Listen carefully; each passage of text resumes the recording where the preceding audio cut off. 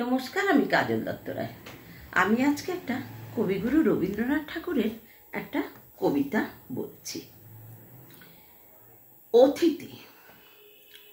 প্রবাসীর দিন মোর পরিপূর্ণ করে দিলে নারী, মাধু সুধায় কত সহজে করিলে আপনারি।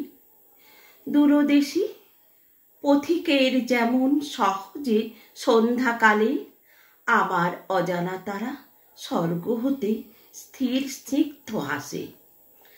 আমারে করিলে অভ্যর্থনা নির্জন এ বাতায়নে, একেলা দাঁড়ায় যবে চাহিলাম দক্ষিণ গগনে।